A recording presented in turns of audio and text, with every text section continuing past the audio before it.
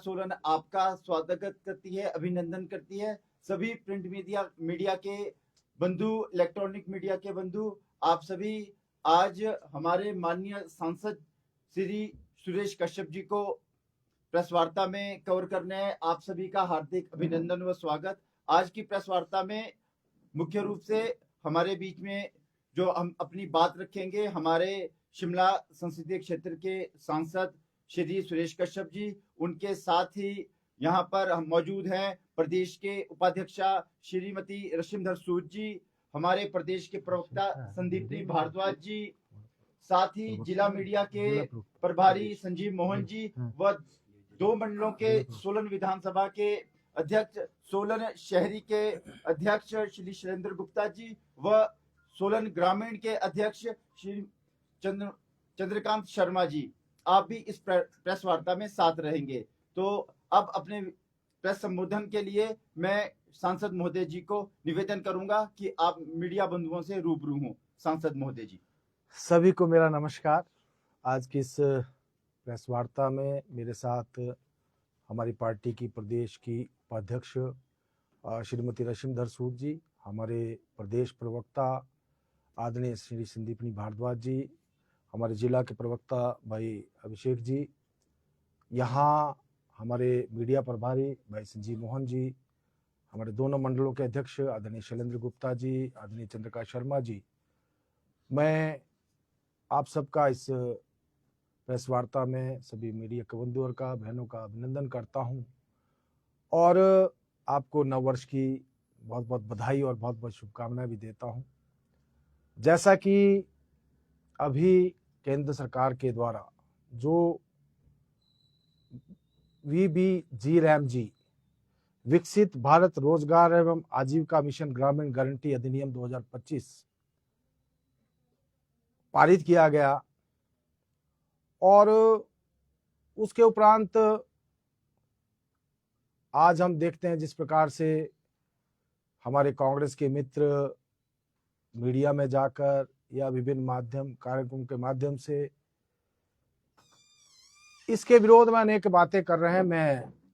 कुछ तथ्य आपके समक्ष रखना चाहता हूं।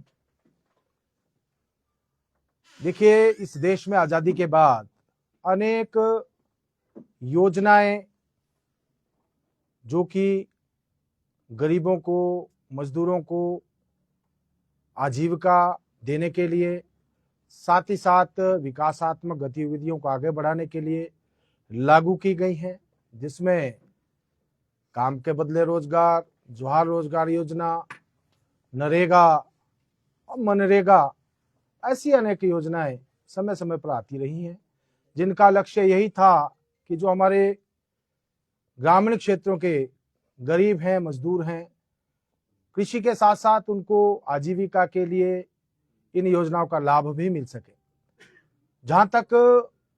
नरेगा की बात है, 2005 में योजना आई थी और 2006 में इसको लागू किया गया और 2009 में इसका नाम मनरेगा कर दिया गया, जब महात्मा गांधी के नाम को भी इसके साथ जोड़ा गया। शुरू में योजना काफी तेज गति से आगे बढ़ी, काफी तेज गति से इसका फैलाव हुआ, लेकिन धीरे धीरे इसमें अनेक त्रुटियां आनी प्रारंभ हो गई। इसमें भ्रष्टाचार आ गया और जो इसका वास्तविक स्वरूप था उसमें अनेक प्रकार की कमियां आनी प्रारंभ हो गई। जैसा कि हम जानते हैं, वो चाहे फर्जी मस्ट्रोल की बात हो, फर्जी जॉब कार्ड्स की बात हो, या फिर साथ ही साथ जिस प्रकार से काम कोई कर रहा है, मस्ट्रोल में नाम किसी का है, जो मजदूरी मिलनी चाहिए थी वो समय पर नहीं मिल रही, उसमें भी व्यापक भ्रष्टाचार हो गया। ठेकेदार काम कर रहे हैं, दिहाड़ी मजदूरों की लग रही है, अर्थात अनेक प्रकार की अनियमितताएं इसमें आनी प्रारंभ हो गई और धीरे धीरे जो योजना आई थी, जो उसका लक्ष्य था, उस लक्ष्य से ये योजना भटक गई। इसके तहत जो काम भी किए गए वो भी कोई स्थायी स्ट्रक्चर, कोई ऐसे काम नहीं किए गए बार बार सड़कों में मिट्टी डालना, गड्ढा खोलना, उसको बंद करना, इस प्रकार के काम, अर्थात जो योजना का मुख्य लक्ष्य था रोजगार के साथ साथ विकास, उसमें ये योजना जो है पिछड़ गई। मैं आपको कुछ डेटा यहां पर रखना चाहता हूं। इस योजना का जब यह प्रारंभ हुई थी और 2014 में जब एनडीए की सरकार इस देश में बनी, तो उसके बाद इस योजना को लेकर किस प्रकार से आगे बढ़ाने का काम एनडीए सरकार ने किया। लेकिन 2006 से लेकर और 2014 तक का जो आंकड़े मैं आपके समक्ष रखता हूं और दोनों का जो अंतर है वो भी आप सब लोग भली भांति समझ पाएंगे। मैं आपको बताना चाहता हूं कि 2006 से 6-7 से लेकर 2013-14 तक और उसके बाद 2014 से जब एनडीए की सरकार आई और 11 दिसंबर 2025 जब वीबी जी राम जी की शुरुआत, जब ये बिल पारित हुआ, जो कुल सृजित दिवस, श्रम दिवस थे, वर्किंग डेज थे, करोड़ों में अगर मैं आपको बताना चाहूं तो 2006 से लेकर 2014 तक 1660 केवल श्रम दिवस जो सृजित किए गए, लेकिन मैं करोड़ों में मैंने बताया। और लेकिन 2014 से लेकर और 2025 तक 3210 श्रम दिवस जो सृजित किए गए। जहां तक केंद्रीय निधि की बात है, इसको भी मैं करोड़ों में बताना चाहता हूं। 2006 से 2014 तक 2,13,220.39 करोड़ रुपया इसके ऊपर खर्च किया गया। लेकिन एनडीए के समय में 8,53,810.91 करोड़ रुपया खर्च किया गया। पूर्ण कार्यों की संख्या में अगर आपको बताना चाहता हूं, ये लाख में है। 153 लाख जो है 2006 से 2014 तक और 862 लाख 2014 से 2025 तक। और जहां तक व्यक्तिगत परिसंपत्तियों के निर्माण की बात है तो ये 17.6% यूपीए के समय में रहा और 62.95% एनडीए के समय में रहा। और जहां तक आधार सीडिंग की बात है, यूपीए के समय में 7 जनवरी 2014 में केवल 76 लाख,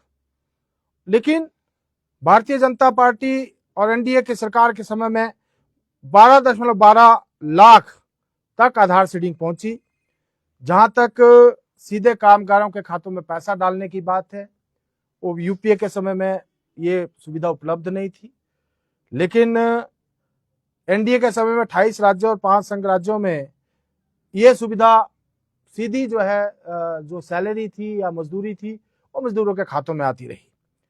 साथ ही साथ जियो टैगिंग की जहां तक बात थी, इनके समय में जियो टैगिंग नहीं थी। यूपीए के समय में कोई भी जियो टैगिंग नहीं होती थी, लेकिन एनडीए के समय में ज्यादा से ज्यादा जितनी भी परिसंपत्तियां थी उनके निर्माण को जो है जियो टैगिंग के साथ जोड़ा गया। अर्थात विकसित भारत रोजगार एंड गारंटी एंड आजीविका मिशन गारंटी अधिनियम 2025 में यह सुनिश्चित किया गया कि जो भी काम किए जाएंगे, जो भी परिसंपत्तियां बनाई जाएंगी वो स्थायी स्ट्रक्चर होंगे और इसके द्वारा कृषि, रोड्स इंफ्रास्ट्रक्चर, स्थायी स्ट्रक्चर्स, साथ ही साथ जलवायु परिवर्तन को लेकर, जल संरक्षण को लेकर ऐसे इंफ्रास्ट्रक्चर्स बनाए जाएंगे जो कि मजदूरी के साथ साथ, रोजगार के साथ साथ विकास में भी अपना योगदान देंगे। इस योजना के माध्यम से ये भी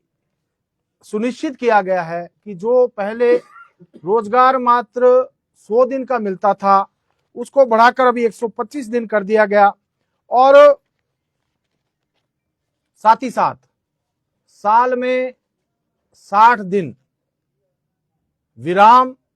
उस समय जब राज्य निर्धारित करेंगे कि खेती का समय है, बुआई का समय है या कटाई का समय है, 2 महीने के लिए वो भी केवल राज्य निर्धारित करेंगे कि कब उनको 2 महीने का विराम करना है। लेकिन इसका 125 दिन की जो दिहाड़ी है उसके ऊपर कोई फर्क पड़ने वाला नहीं है और वो 125 दिन मजदूरी जो है मजदूरों को मिलेगी। वो काम उनको मिलेगा। दूसरी बात, जैसा कि हम जानते हैं मनरेगा एक डिमांड ड्रिवन स्कीम थी, इस योजना में भी ये क्रम जारी रहेगा, इसमें किसी प्रकार का बदलाव नहीं होगा। दूसरी बात मैं ये भी कहना चाहता हूं कि वीबीजी राम जी में जैसे पहले वो चाहे लेबर कंपोनेंट था या मटेरियल कंपोनेंट था, उसका केवल 75% केंद्र देता था, लेकिन वीबीजी राम जी में ये बात स्पष्ट रूप से कही गई है, उसमें जो है वैधानिक प्रावधान किया गया है कि जो स्पेशल कैटेगरी स्टेट्स हैं या हिमालयन स्टेट्स हैं वहां 90-10 की रेशो में होगा, अन्य राज्यों में 60-40 की रेशो में जो है केंद्र जो है सहायता मनरेगा के तहत करेगा। दूसरी बात, ये बात भी स्पष्ट है कि केंद्र एक बजट इसके लिए निर्धारित करेगा और उस बजट का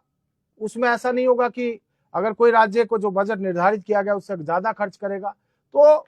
उसमें उस राज्य को अतिरिक्त राशि भी मिलेगी, साथ ही साथ वो राज्य भी उसका वहन करेगा। जहां तक मजदूरी की बात है, जो मिनिमम वेजेज हैं वो मनरेगा से कम नहीं की जाएगी और इसमें वैधानिक प्रावधान किया गया है कि किसी प्रकार की मजदूरी में कटौती नहीं होगी, जब भी होगी तो बढ़ोतरी ही होगी, ऐसा इस अधिनियम में सीधा सीधा प्रावधान किया गया है। इसके अलावा इसका जो पहले जो हम जानते हैं मनरेगा में जो एडमिनिस्ट्रेटिव जो एक्सपेंसेस थे मात्र 6% होते थे, इसको बढ़ाकर 9% कर दिया गया है। आने वाले समय में तकनीक का उपयोग करके ट्रेनिंग प्रोग्राम लगाकर और साथ में एआई का प्रयोग करके हर प्रकार से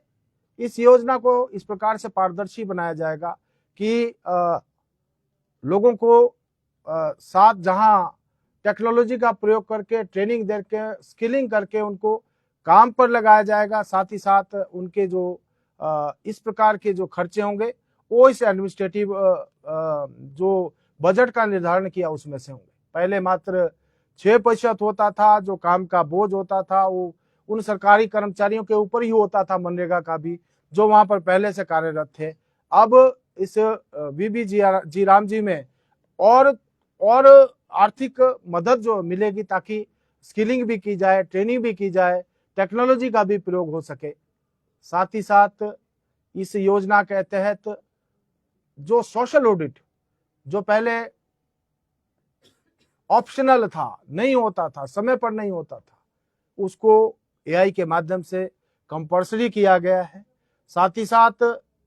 मनरेगा में ऐसा होता था जो योजनाएं बनती थी वो केवल ग्राम पंचायत स्तर के ऊपर बनती थी, लेकिन वीबीजी राम जी अधिनियम में ग्रामीण स्तर पर योजनाएं बनेंगी, उसके बाद ब्लॉक में जाएंगी, उसके बाद जिला में जाएंगी, जिला से राज्य में और राज्य से राष्ट्रीय स्तर तक जो है योजनाओं का जो है उनको बनाया जाएगा और उनका क्रियान्वयन किया जाएगा। दूसरी बात, मनरेगा के तहत जो विभिन्न विषयों के ऊपर मैंने पहले भी कहा कि अनेक प्रकार की शिकायतें आती थी, एक ही कार्य को विभिन्न योजनाओं में उसी की लीपापोती करके उसको दिखा दिया जाता था, लेकिन अब जियो टैगिंग के माध्यम से, जीपीएस मैपिंग के माध्यम से इस प्रकार से इसमें किसी प्रकार की आशंका नहीं रखी गई है। काम जहां पर भी होगा उसका प्रॉपर जियो टैगिंग होगा, उसकी जीपीएस से मैपिंग होगी, टेक्नोलॉजी का प्रयोग होगा, डिजिटल माध्यम का प्रयोग किया जाएगा और किसी प्रकार की कोई दिक्कत आने वाले समय में जो है इस काम में नहीं आएगी। जहां तक पेमेंट्स की बात है, मैंने पहले ही कहा कि ये डिमांड ड्रिवन स्कीम है और अगर रोजगार सरकार नहीं दे पाएगी तो बेरोजगारी भत्ता दिया जाएगा जो पहले नहीं मिलता था, लेकिन इस अधिनियम में सुनिश्चित किया गया है कि 15 दिन के बाद मजदूरी दी जाएगी और अगर नहीं मिल पाती तो बेरोजगारी भत्ता जो है दिया जाएगा। ये पहले की तरह यथावत रहेगा, इसमें किसी प्रकार का कोई कमी नहीं की जाएगी। और साथ ही साथ मैं ये भी कहना चाहूँगा, शिकायतों के निवारण के लिए समयबद्ध उनका निवारण किया जाएगा। विभिन्न प्रकार की जो डिजिटल माध्यम से, उसके माध्यम से सभी शिकायतों के निपटारा करने में भी जो है उसका प्रयोग किया जाएगा। जहां तक फ्रॉड की बात है या धोखाधड़ी की बात है, उसके ऊपर पूर्ण रूप से लगाम लगाने का काम जो है इस अधिनियम में किया गया है। बाकी जैसा मैंने पहले भी कहा कि जो चरम खेती का जो मौसम है, उस समय राज्य निर्धारित करेंगे कि हम 60 दिनों की विराम की घोषणा वो राज्य करेंगे, और उसमें कहीं पर भी किसी प्रकार की दिक्कत जो 125 दिन की मजदूरी है उसमें आने वाली नहीं है। तो कुल मिलाकर एक ऐसी योजना जो कि विकासोन्मुखी होगी, जिसमें रोजगार के साथ साथ विकास का भी ध्यान दिया गया है, और जो लक्ष्य रखा गया है कि 2047 में इस देश को विकसित राष्ट्र बनाना है, उस दिशा में ये बहुत बड़ा कदम लिया गया है। और मैं समझता हूं बी जी राम जी के माध्यम से इस देश को विकसित राष्ट्र बनाने में और इस देश के निर्माण में विभिन्न प्रकार की जो योजनाओं के माध्यम से परिसंपत्तियों का निर्माण किया जाएगा, जो स्थायी स्ट्रक्चर्स बनेंगे, और साथ ही साथ जहां रोजगार उपलब्ध होगा वहां विकास को भी गति मिलेगी। तो उस दिशा में उठाया गया ये बहुत बड़ा कदम है, और मैं नहीं समझता इसमें कहीं पर भी किसी प्रकार की राजनीति करने की आवश्यकता है। इसमें मैं समझता हूं इस देश को विकसित राष्ट्र बनाने की दिशा में ये बहुत बड़ा कदम जो है केंद्र सरकार के द्वारा, एनडीए की सरकार के द्वारा उठाया गया है। कश्यप जी, कांग्रेस का सीधा सीधा आरोप है कि इस योजना का नाम ही नहीं बदला गया है, बल्कि कानून को भी बदल दिया गया है, और जो रोजगार का 100 दिनों के रोजगार की जो गारंटी थी इस योजना में नहीं है, भले ही 125 है पर गारंटी नहीं है। देखिए, मैंने स्पष्ट रूप से कहा कि इसके जो स्ट्रक्चर इस योजना का है उसमें किसी प्रकार का भी चेंज नहीं किया गया है। हाँ, जो 100 दिन का रोजगार था उसको बढ़ाकर 125 दिन कर दिया गया है। उसकी गारंटी इसमें क्लियर, जो मैंने स्पष्ट रूप से आपको कहा कि इस योजना में किसी प्रकार का भी कोई बदलाव नहीं किया गया है। जो गारंटी जैसा एक्ट पहले था उस एक्ट में सुधार करके इस योजना में जो कमियां थी उन कमियों को पूरा करने का काम किया गया है। एक दूसरी बात आपने कही कि इसमें 2 महीने का विराम दिया जाएगा कि फसलों का जब भी कटाई या कोई भी समय हो। हिमाचल प्रदेश का यदि हम भौगोलिक क्षेत्र देखें तो पहाड़ों में जो पहाड़ी इलाका है वहां पर साल लगता है पूरी फसल को, जो मैदानी क्षेत्र है वहां पर साल में 3 बार फसलें होती है, जो मध्यम पर्वतीय क्षेत्र है वहां पर साल में 2 बार फसलें होती है। तो उस 2 महीने को हिमाचल प्रदेश कैसे डिफाइन करेगा? ये तो राज्य सरकार को तय करना है, जैसा कि इसमें स्पष्ट रूप से कहा गया कि ये राज्य तय करेंगे। ये राज्य के ऊपर डिपेंड करता है कि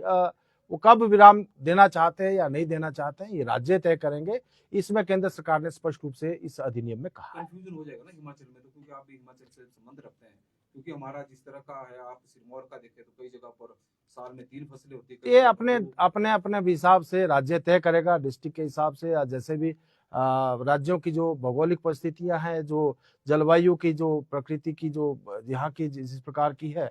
तो ये राज्य तय करेंगे कि उनको कब इसको करना। लेकिन 150 दिन का जो रोजगार, 125 दिन का जो रोजगार है, उसमें इन 60 दिन का विराम का किसी प्रकार से कोई रुकावट नहीं आने। प्रशासनिक खर्चा इसमें जो बढ़ेगा तो उसके लिए सरकार ने आपने कैसे बताया है इसमें? 9%, पहले 6% था, उसको बढ़ाकर 9% कर दिया, ताकि जो विभिन्न प्रकार के एक्सपेंसेस हैं, चाहे ट्रेनिंग पे है या टेक्नोलॉजी पे है या दूसरे जो माध्यम है, डिजिटल माध्यम से हैं, उनके ऊपर जो खर्चा होता, पहले जो होता था वो 6% में ही सब कुछ करना होता था, उसको बढ़ाकर 9% कर दिया गया है, ताकि किसी प्रकार की प्रशासनिक खर्चों में दिक्कत आने वाले समय में ना आए। हिमाचल प्रदेश की बात करें तो पिछले 3-4 सालों में मनरेगा योजना पूरी तरह से हांफी हुई है। वजह है कि केंद्र से समय पर बजट नहीं आ रहा था, मजदूरों को पैसा नहीं मिल रहा था, दिहाड़ी नहीं मिल रही थी, और मटेरियल की बात करें तो मटेरियल, देखिए, मैंने इसमें स्पष्ट रूप से कहा, इसमें क्या गारंटी रहेगी जो आप स्कीम लगा रहे कि समय पर लोगों को पैसा? इसमें स्पष्ट रूप से कहा गया है कि पहले केवल 75% जो है केंद्र देता था, लेकिन इस योजना में हिमाचल क्योंकि स्पेशल कैटेगरी स्टेट है और हिमालयन स्टेट है, तो यार 90-10 की रेशो में, चाहे वो मजदूरी है चाहे वो मटेरियल कंपोनेंट है, केंद्र सरकार इसमें देगी। इसमें स्पष्ट रूप से इस अधिनियम में इस बात का उल्लेख है। कांग्रेस ने एक आरोप लगाया है कि महात्मा गांधी का जो इसमें से नाम हटाया गया है, वो जो है वो अपमान किया गया है उनका। नहीं, देखिए, महात्मा गांधी जी तो देश की आत्मा है, हम सबके दिल में बसते हैं, और जहां तक बी जी राम जी की बात है तो इसमें कोई किसी प्रकार की ऐसी मंशा नहीं है। समय समय पे ऊपर योजनाएं आती रही। कांग्रेस ने ही नरेगा को मनरेगा कर दिया। कांग्रेस के समय में भी नरेगा जो 2006 में जब लागू हुआ था तो नरेगा था, लेकिन बाद में इनको 2009 में इसको मनरेगा इन्होंने कर दिया। समय समय पर अनेक योजनाएं आती रही और उन योजनाओं में धीरे धीरे जिस प्रकार से जो भी सुधार करने की आवश्यकता थी वो किए गए हैं और इसमें किसी प्रकार की ऐसी कोई मंशा नहीं है। महात्मा गांधी का सम्मान पूरा देश करता है, हम सब भी महात्मा गांधी जी का सम्मान करते हैं, इसमें कहीं पर भी ऐसी कोई मंशा नहीं है। सर मैं 2 क्वेश्चन है आपसे। एक तो कि कल ही जिला चंबा के तीसरा ब्लॉक में सनवाल पंचायत में पंचायत प्रधान और 6 वार्ड सदस्यों को इसीलिए निलंबित कर दिया डीसी ने कि उन्होंने मनरेगा में 64 लाख रुपए का घोटाला किया था। तो प्रधानों पर कैसे ये रोक लगेगी? आपने अभी डिजिटल की बात करी कि अब हम मैप के थ्रू या डिजिटल माध्यम से हम नजर रखेंगे। एक तो ये, और दूसरा क्वेश्चन है कि हमारी ही पंचायत में जब मनरेगा में काम दिया जाता है, मजदूर तो आज के टाइम में कोई भी नहीं है गाँव में, लेकिन ऐसे गरीब लोगों का नाम प्रधान उसमें भर देता है अपने मस्ट्रॉल में और वार्ड मेंबर तक अपने आप को मजदूर घोषित करके मनरेगा का पैसा अपने अकाउंट में ले रहे हैं, उसके माध्यम से सेकंड पर्सन के माध्यम से उनको कमीशन दे रहे हैं, उनके अकाउंट से पैसे देखिए इसमें स्पष्ट रूप से जो भ्रष्टाचार या इस प्रकार से पहले होता था उसके ऊपर पूर्ण विराम लगाने के मकसद से ही इस योजना को लाया गया है। योजनाओं का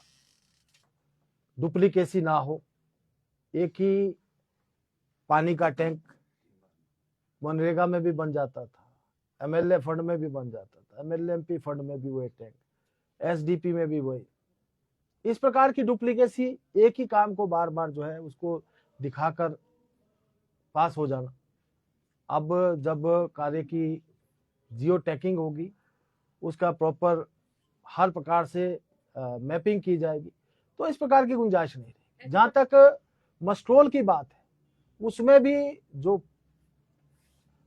फर्जीवाड़ा होता था या डुप्लीकेट या फिर जो व्यक्ति है ही नहीं उसके नाम से भी जो है जॉब कार्ड्स बन जाते थे, उसके नाम से भी उनके भी नाम मस्ट्रोल में आ जाते थे। इन सारी चिंताओं का जो है ध्यान रखा गया है और आने वाले समय में कहीं पर भी इस प्रकार की त्रुटियां ना रहे, उस दृष्टि से उठाया गया बहुत बड़ा कदम है। मैं समझता हूं